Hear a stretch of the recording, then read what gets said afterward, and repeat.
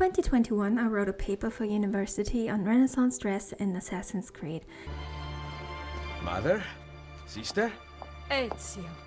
Sir Machiavelli said that you might be here.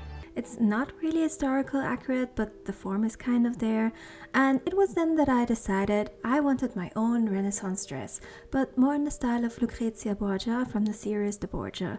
I mean, look at that amazing pink dress. But after handing in the paper, I forgot all about it. The idea returned when I saw an ad for a medieval festival in a real castle that would take place in 14 days. And I told myself, let's do it! Chapter 1. Camicia. I like to start with the inner layer and then move to the outer layer when dressmaking.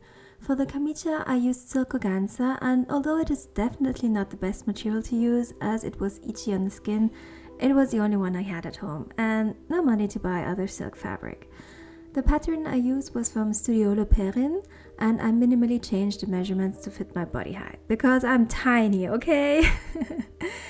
The pattern for the camicia consists of 6 rectangles in different sizes. I didn't want to waste time by making paper patterns, and instead I marked all the rectangles directly onto the fabric with a water-soluble pen and then cut out all the pieces.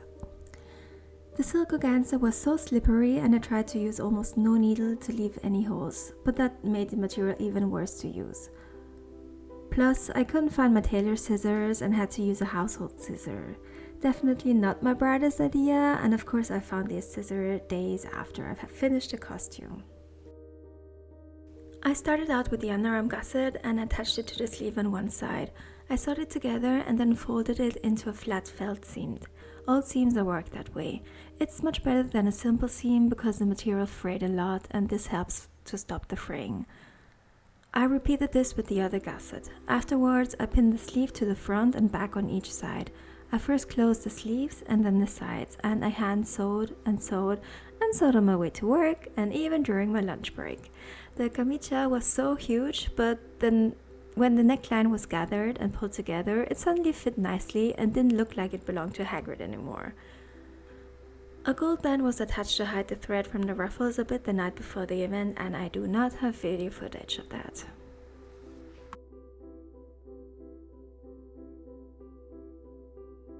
Chapter 2. The Gamurra. The pattern I used was from Margaret Anderson, the Italian lady's Gamurra in the digital version. A mock-up was made out of a thin cotton fabric, which I later used as a lining. I took off a lot from the front bodice to make it tighter and the neckline lower. In the end, I could have taken off even more, as it was still not as tight as I wanted it to be.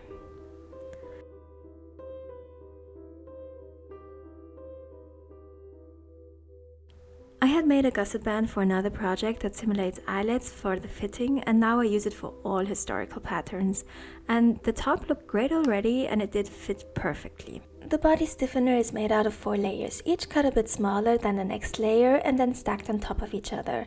I didn't really work carefully and had to cut a few pieces even smaller. I made bone casing through all the layers, but then kind of forgot to add the boning.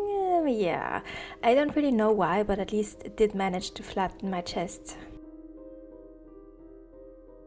For the bodies, I sandwiched the body stiffener between the lining and the front part, pinned it and then closed it up. I used a medium weight cotton brocade with cream colored floral pattern as the outer fabric. After the bodice is closed at the neckline and arm seams, I turned it around and attached the side seams to each other. The bottom was left open and was later attached to the skirt part. The top part is completely hand-stitched, and even though it took me ages, I also made small buttonholes for the spiral lace. Some holes were really well made, others turned out way too small.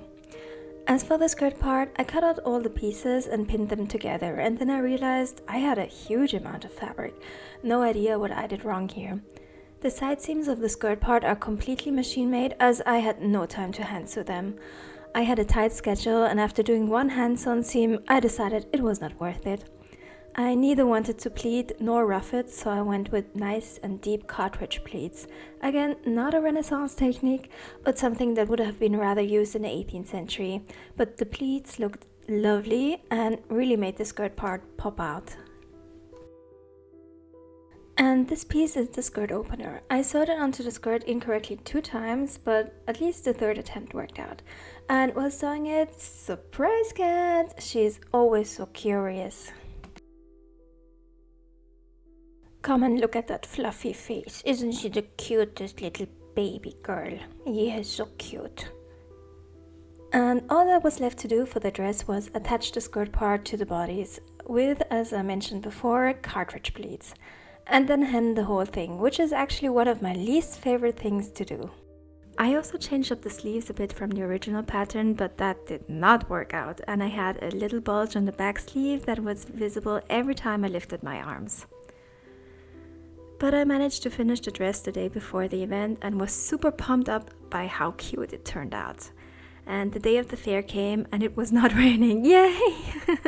The castle and castle grounds were full with people and I enjoyed myself immensely. I used a wig to hide my pink hair and wore the Italian retta I made back in 2013 or 14 maybe. Tell me how you like this Renaissance-inspired dress in the comments and don't forget to subscribe. Thank you so much for watching. I have a lot more sewing content, I have more travel content, gaming, whatever. I just need to edit them. So stay tuned and I hope I will see you next time. Bye bye!